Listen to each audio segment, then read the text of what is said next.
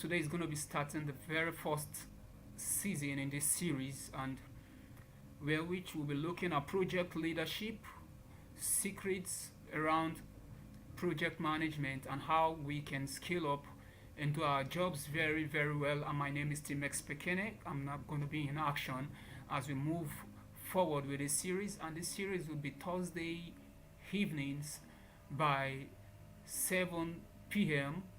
West African time.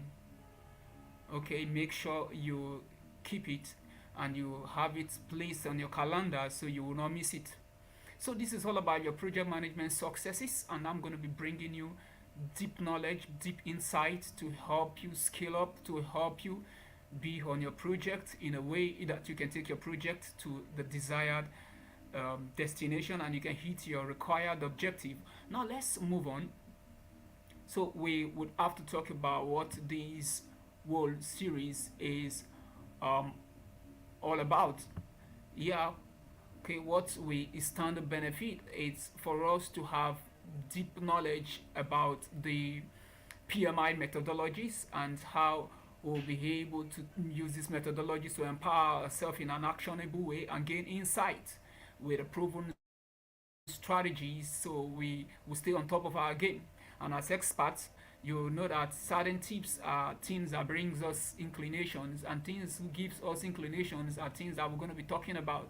Things that not everybody would want to share with you are things that I'm going to be bringing right to you about project management around the world. Whether you are on a construction project, it doesn't matter. Whether you are on an oil and gas project, drilling project, it doesn't matter. The methodologies that we're going to be talking about now, we're going to be deploying right now, are tools and techniques that are required for anyone to scale up, for anyone to be on top of his or her game. Whether you are a nurse, but as long as you have a project at hand and you follow the methodology that I'm going to be deploying right to you, you would be successful. You mustn't be a civil engineer to manage a civil engineering project. You mustn't be a petroleum engineer to be able to manage a drilling project. As long as you have knowledge of what we would be talking about, you are good to go. Ensure that you follow up these trainings, you follow up this live series as you have it, pinned down on your calendar. So that is about that. Okay, so let's start. So what we have on our list? First, it's about how we will be able to unlock project successes, and we'll be using the PMI way. So under this, we will discover how the Project Management Institutes and their proven framework can be revolutionized, and how these frameworks can be used to turn things around our project and have our desired outcomes and lead the unprecedented success around our project. All right, so now under this area we would take a look at 5 subheadings, and I want us to be conversant with these 5 subheadings. And these subheadings are headings that if we follow through, we will be able to unlock our project successes. Our project successes are tied around these 5 headings, and it's good we know them. The first one is for us to have understanding of the Project Management Institute framework, and in this framework, the first thing we are required to do is to understand the overview of it and the methodology. Okay, we should be able to describe the Project Management Institute structure and how we can use it to approach project management to ensure consistency and effectiveness across all our projects. And number 2 is for us to understand the PMI methodology importance as regards standardization of project management practices around the world. So we will talk about the emphases that are laid on it. So you have to ensure that you emphasize how this standardizing process will lead you and your team in a more predictable and successful outcomes. So once you have this, you should be able to come up with your policies and to align them with these standards. And number 3 is the key components of the Project Management Institute framework. And what are they? We'll talk about them, but the first one is for us to understand that it has knowledge areas, about 10 knowledge areas. It has the tools and techniques that are used in this domain, and we have the process groups. Also, we have 5 process groups. The first one, which is the initiating process group, and then we have the planning process group, we have the executing process group, we have the monitoring and controlling process group, and then we have the closing process group. And once you have your project cascaded in this manner, I bet you are going to come out successfully without facing much delays or loss of money. So we will understand the various knowledge area, and these knowledge areas are, like I said, they are broken. So you ensure that you have these domains organized in a way that everything that relates to those packages that are within these domains are to be treated with the knowledge that is required around that area without mixing things up. The first one is for us to talk about the integration management, how we can integrate all other facets of our projects together as we embark on the project, and then we should be able to carry out the scope management, the project scope management, and then after that we can take a look at the schedule management, and we move on to the project cost management. We talk about the quality project management, and we would also, most importantly, the project stakeholders management should be looked into in a way where which will come up with the stakeholders management plan. And the first step required of us to carry out is for us to identify the stakeholders. So who are these stakeholders? If we're talking about stakeholders, these are people that can influence our project in a way. They can either influence our project positively or negatively. All these are set of people, set of organizations, individuals that our project can influence positively or negatively. Once we have these people identified, we can move them to the next phase, where which we can analyze them to understand their level of importance. Okay, so once we have this and we're sure that we are good to be able to manage the stakeholders according to their needs of information. All right, so let's move on to the next area, which I told you about, which is the initiating project with PMI. This initiating project is actually the very first phase of every one of our project, and we're expected to ensure that our projects are initiated, and the major document needed in this area is the project charter. The project charter must be created. As a project management professional, as a project management consultant, or you are the one leading the project management team, ensure that you have understanding of the initiating process, which you are expected to define the project goals and the project objectives. And in this area, you must ensure that you are focusing on certain clear rules and achievable goals. Okay, and these goals must be aligned with the business needs identified. All right, like I introduced, the stakeholders identification and the analysis falls within this initiating phase. It is very important that we highlight the process of where which the stakeholders can be identified and know which of them can impact our project in a positive or a negative way. Then when we have that done, we have the project charter created, and in the project charter we must ensure that we outline all the documentation that is required for us to formally authorize our project and provides a high level overview of it. That is very, very important. So under this area of talking about the project success, the next one, it is the planning of the project. And the planning has to be that we are planning for success, nothing but success. So we ensure that we will create a comprehensive project management plan. Without the project management plan, the project will not be successful. So I'm encouraging you to ensure that you put your team together and meticulously plan your project, come up with rules, come up with policies, come up with understanding of the required standard in that domain, what should be done and what should not be done, and who should do what and who should not do. Once you have this defined, okay, you are good. So in this area, you must ensure that you know what is required of you to do as regards the time management, what is required of you to do as regards the scope management, what is required of you to do as regards the quality management. Quality is fitness for purpose, as you know. Quality is customer satisfaction. Quality is what makes our customers, our clients, our sponsors to accept the outcome of our project. So we don't want to play quality down, because we have to ensure that we are avoiding rework on all our projects. Okay, because rework would cost us so much. It may cost us the life of the project, it may cost us the projected profit of the project. So we have to ensure that we do not have to redo what we have done.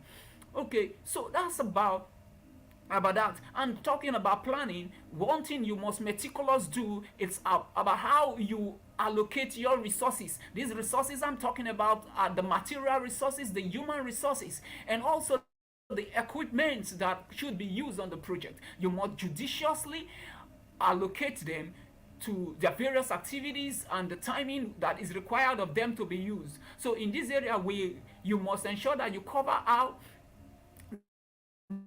the resources can be used efficiently, and make sure you develop a realistic budget, because in certain times your project owners may want to analyze success as like how much that the project is going to bring into their pocket and how much the project is taking out of their pocket. If it is the financial statements that makes them happy, you must ensure that you are there. If it is the quality that is of importance to them, whatever that is of essence to them, you have to identify that as you liaise, as you interact, as you meet with your stakeholders. Yeah, so the next one, which is for us to understand how executing can lead us to the right success. So executing with excellence, for us to execute with excellence, we have to ensure that we implement the project plan created in the previous area which we talked about must be implemented. And how do we do that? We do that by focusing on the actual execution of the tasks that are being identified. Okay, so once these tasks are being identified, we ensure that we are carrying them out according to their requirement, according to the time and place, according to the cost, and according to the quality required of them. All right. Okay, so effective team communication strategies is also important. If your team cannot understand the pockets of job that is required of them, for them, and from them within a speculated time, the project would not be successful. So you must come up with a watertight strategy about communication. You discuss how you'll be able to maintain clear and continuous communication among your team members. It is very important. So you wouldn't want to be hiding certain things in some areas. You make things so ambiguous in a way that they cannot understand. No, you have to ensure that you deploy the communication in a way that everybody can understand the resources, the information type that is required of them within a given time, and also the system that the project would use in passing this information.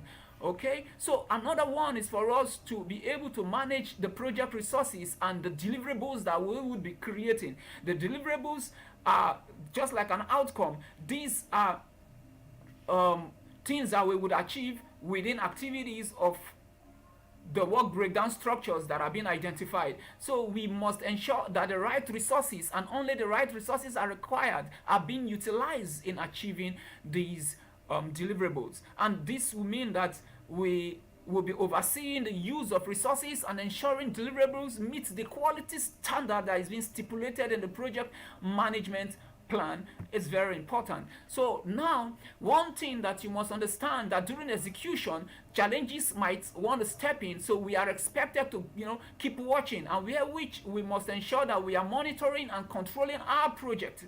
And for us to get that done, we must have good knowledge in tracking the project performance and the progresses. What are the data that are being created as the execution is ongoing? We must interpret them and translate them to a kind of information.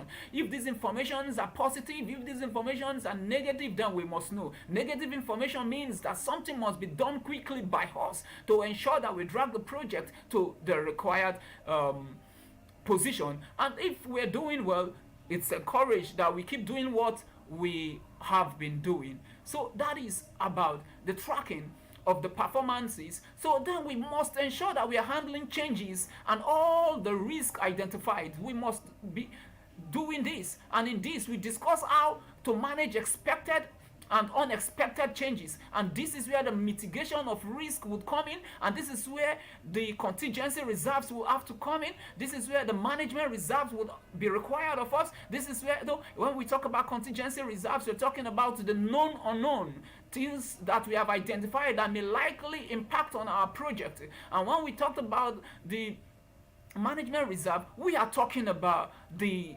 unknown. So these unknown are for senior management to take care of. All right, having done this, we move on to the very end of the project, which is the closing out of the project. And in this area, we are required to be documenting lessons learned. We have to gather lessons learned and archive them. Okay, so we'll take a look at the project activities and capture key insights for future projects. Yeah.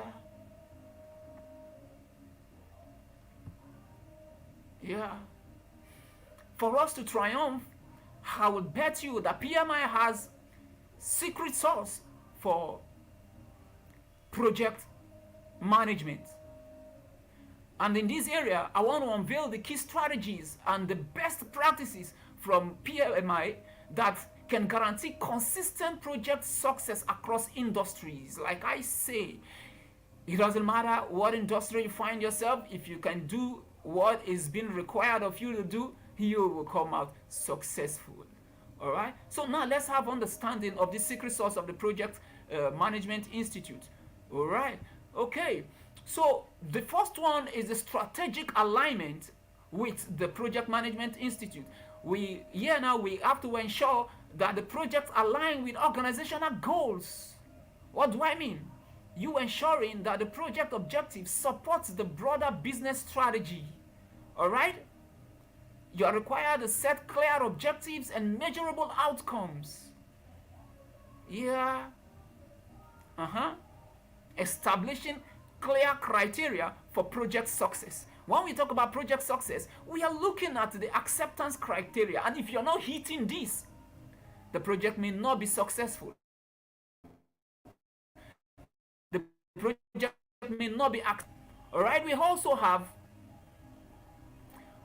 aligning resource to project priorities. Priorities varies.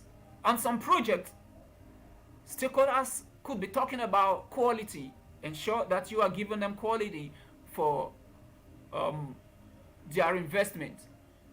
And where they are talking about cost, whatever is their priority becomes your priority on the project. Okay, so you focus on that and you have your team to talk about that and ensure that you're giving that out to them. All right. Number 2 is mastering the risk management. And how do you master the risk management? You must know how to identify potential risk early. And this involves you understanding what may likely impact on your project and their likelihood of occurrence. That's why we say risk is probability times impact. Then you develop the risk mitigation strategy. There's a term that I coined that I've been using for several years, which I call the CATM. The C, which stands for SEE, and in bracket A, and then I have the T and the M.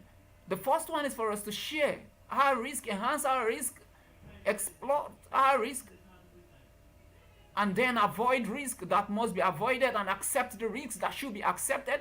Then, well, if we find out that we cannot do so much about it, we transfer it to a third party that can capture the risk.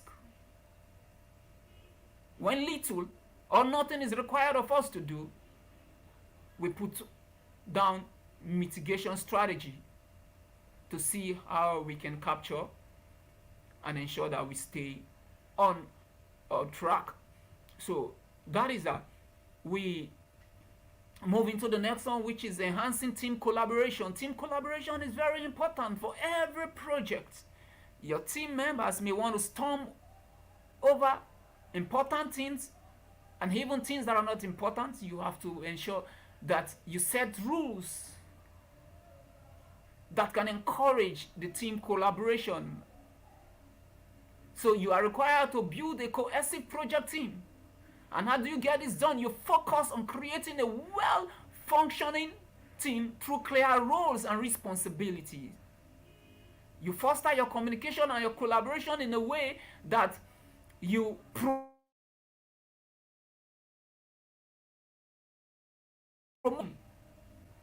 And in this area, I will encourage you to leverage on the Project Management Institute tools for teamwork. There are tools there that are needed, but one of it would be your soft skill. How you be able to motivate your team members, how you will be able to inspire them when they don't feel like moving on. Yeah. So we moved to quality management and control. Okay? Ensure that you set quality standards and benchmark. Here now you would establish criteria for what constitutes successful project deliverable. You would conduct quality assurance activities, which involves regular checks to ensure the project meets quality standards. Using the Project Management Institute's quality control techniques, ensure that you implement specific methods to control quality throughout the project life cycle. And all these are not placed on stone. These are not things that must not be tailored. If you have better ways of getting them done, ensure that you are following that. You're not restricted into a particular pattern when we talk about quality. Just identify what works for you in a way of using these methods that have been given to you.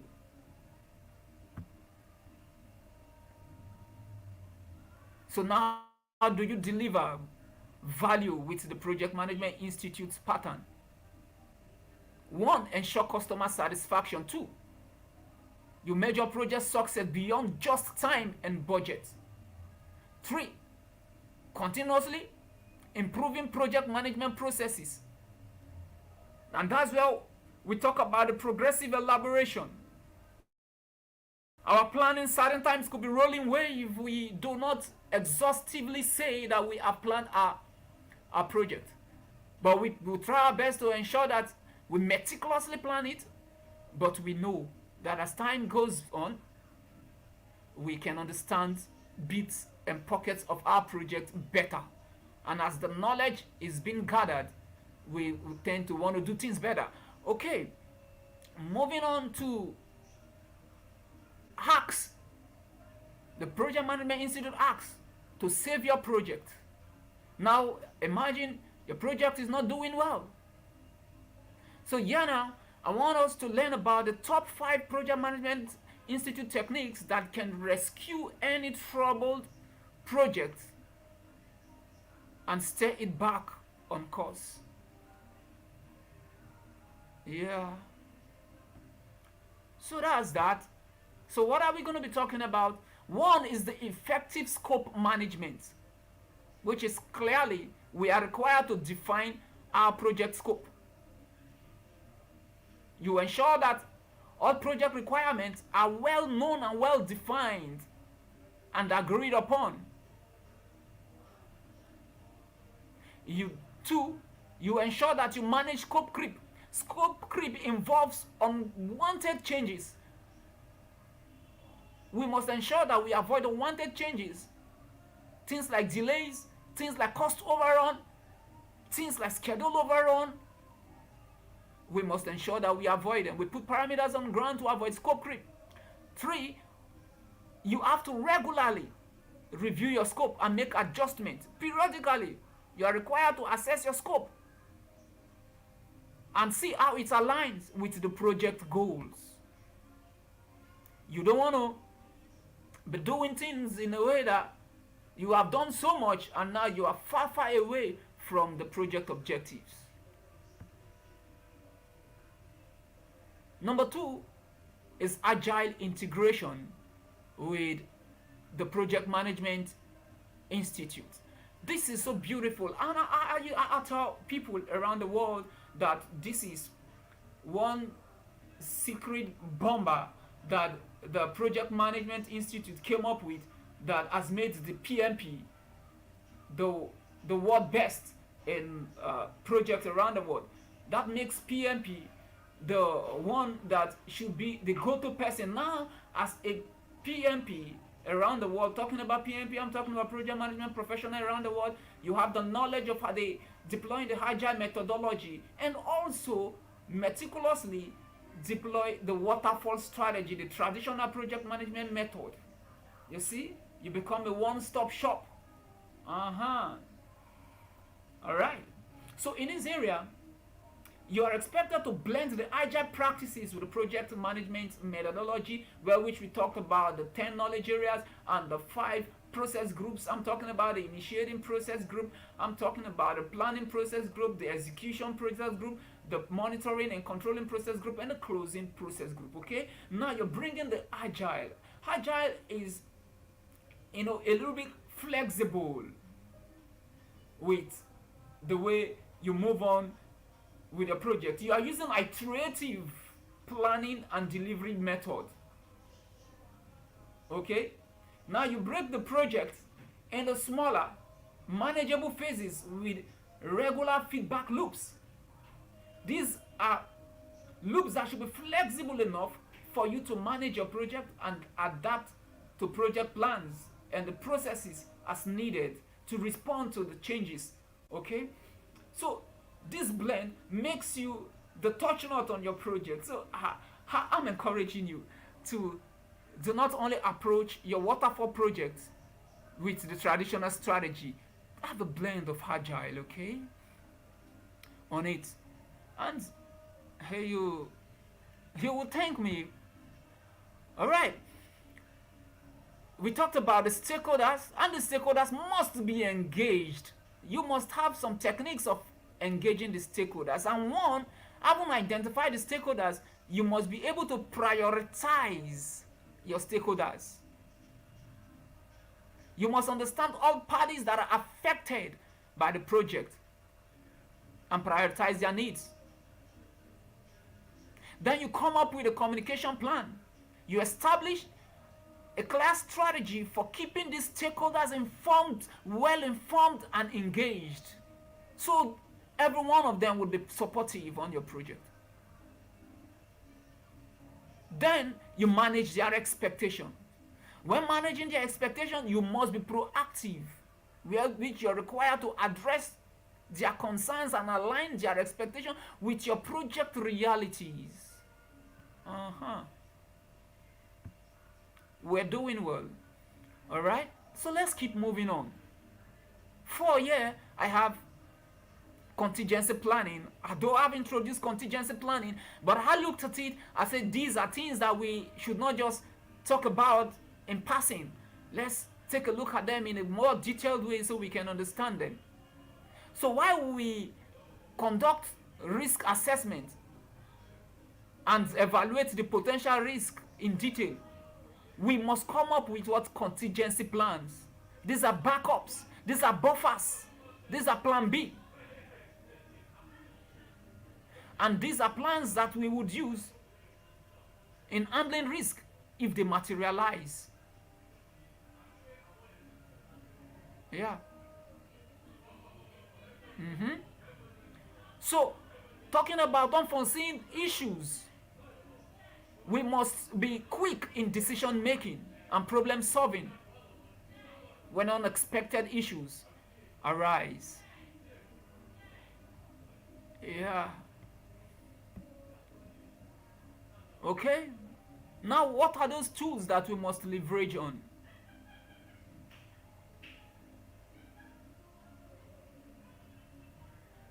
There are lots of them, lots of tools and techniques that we use. One of it could be the way we collaborate our meetings. Another one, gathering experts and obtaining their judgment, their perspective. So you utilize the PMI recommended tools, and this will help you to manage your project very, very well. There are tools that are to be used in different areas. There are tools we use during the project cost management. There are tools we use in talking about the project integration management, different kinds. But though they are flexible. And these tools help you to get things done faster and better in a certain way. Okay, now then we're talking about the project. We must ensure that we automate the project tracking and reporting. Here now we deploy tools that will enable us to track our progress and our project performances and come up with an understanding of what is playing out.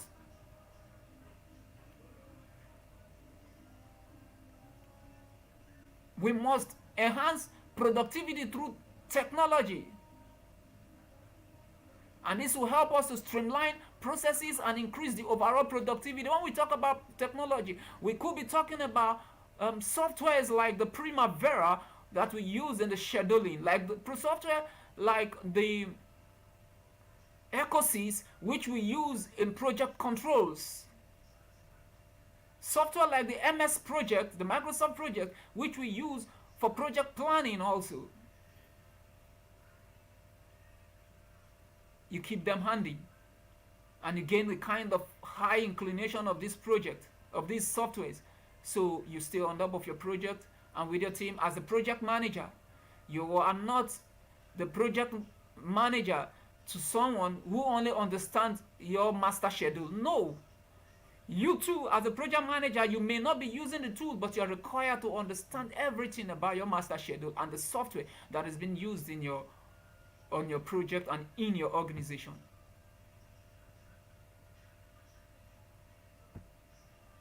Oh, why PMI is the gold standard in project management?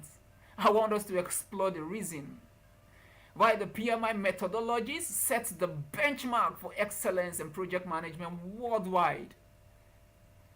Yeah, in China, they have their own respect. In Australia, PMI is respected. Even in the United Kingdom, yeah, they are respected. So why PMI is the gold standard? I want us to talk about it. And that's why I'm encouraging everybody to do things on their project with this knowledge. Okay? They have global influence and recognition. Yeah. So their role, PMI's role in the global project management community, it actually describes the impact and the leadership in setting global project management standards. That is one of the reasons why they are recognized.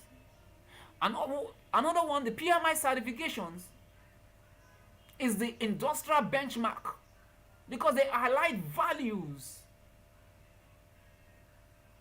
in the industries. And number 3, they set standards for best practices. And this explains how PMI's methodologies are considered the benchmark for project management excellence. And that's why I deemed it fit to bring you this secret. Okay, you could be thinking maybe you have to do some shift. There are others, yeah, they have their best, they have where they can serve well, but I'm telling you, with this secret, you can do well, you can function well. Then they must have a comprehensive methodology. They have comprehensive methodology. The PMI has comprehensive methodology. So that's about that. What are they? The 5 process groups, the knowledge areas. These knowledge areas actually introduces the fundamental components and the methodologies of PMI and the standard.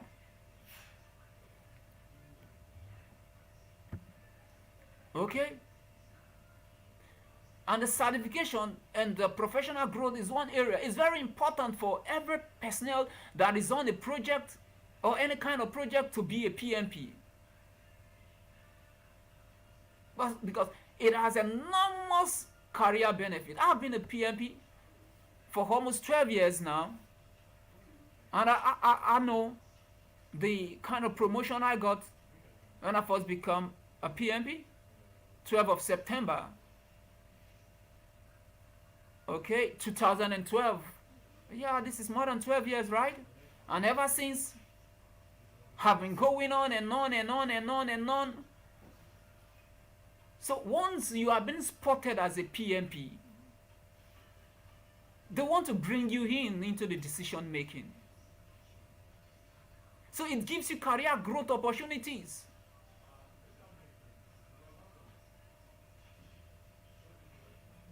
And also the PMI methodology comes with, commitments to ongoing educational and development.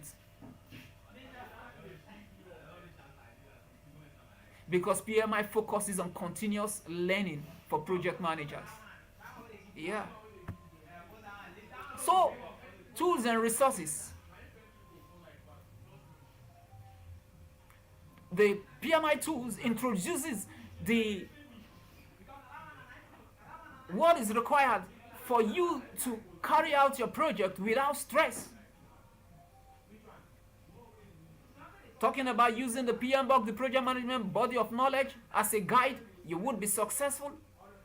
What aided me when I was on the drilling project, I used the project management body of knowledge as my guide to lead my team at the time.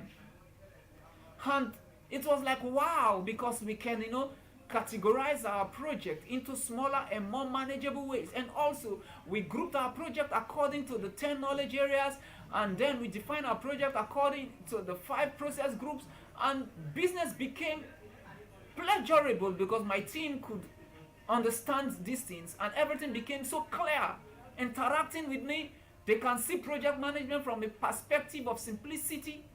Why? Because they can now make focus of what is expected of them to do before they get into that time and area. So it is very important, and these are things that PMI brings, okay? And PMI comes with a global network and resources, which highlights benefits of membership. As a PMI member, you are respected and recognized because the world just know that information is at your beck and call. The world just know that it's not difficult for you to gather knowledge because there are materials, there are journals, there are conferences that brings top-notch insights within these areas, and you're just doing well and you're advancing, okay? So you may want to say that I became the salesman of PMI. Yeah, it's still okay because we are expected as PMPs to promote our profession. Okay, continuous improvement and innovation. That's one thing that is very important with the project management institution. Nothing is final. Everything and anything can still get better. This is our watchword. So we focus on evolving the project management practices every now and then, and you see after every 4 years we have an improved edition in a kind of way that we review what we have done in the past 4 years and see how business can serve us well and what knowledge and skills that we can use in getting things done. Then we adapt to changes in the project management environment, and we commit to quality and continuous improvements, okay? And we dedicate to this project management improvements and ensure that we get things done better in a better way. So how do we now master the project management process groups like APRO? You have to try as much as possible to have a deep insight of these process groups, okay? So now let's just take a look at a step-by-step guide to becoming an expert in the project management institute process groups, which we can ensure seamless project execution every time. All right, so what is needed? Just these 5 things. Understanding initiating. This is like a recap of what we have been saying. You understand initiating process group. Initiating process groups talks about you defining the project vision and the objective. It talks about the key activities in the project initiation phase. And what are the key activities? developing of the project charter, and identifying the stakeholders. These two major activities are things that are expected of us. So now in the project charter, what are we placing on the project charter? We are placing a preliminary understanding, a summary of the project therein. And this document is no more than 1 to 3 pages. And this document is what authorizes you as a project manager to start deploying project funds. Yeah.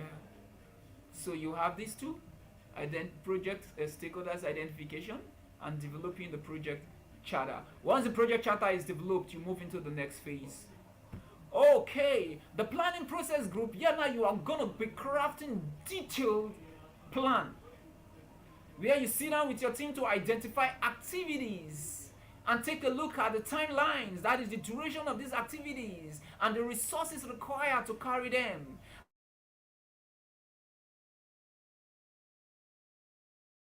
And the scope stays at a higher level, and you cascade this scope down to the work breakdown structure, and the work breakdown structure to the activities level, and you group these activities into work packages. Similar activity stays within same work packages. You set up communication is very important, and you set up the communication management plan, you set up the risk management plan. The project manager, you are expected to be communicating with 90% of your time. The project manager communicates, all right? 90% of the project manager's time is about communication. Trying to make things clearer, trying to make the team understand the bigger picture and understand what is required of them, putting out the roles and the responsibilities, assigning them. Lots of other things are needed. But if you can understand the communication and the needs of communication, you are good. Let's move on to the executing phase, the executing process group. Now in the executing process group, what are we doing? Remember, in the planning process, we have the project management plan being created. Now we move on to this executing process group. Now we want to allocate resources and managing the teams as they carry out the job. Okay?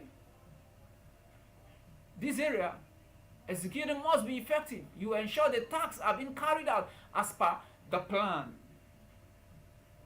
Then you ensure quality control during this execution phase, where we should implement assurance processes to maintain high standard during this process group.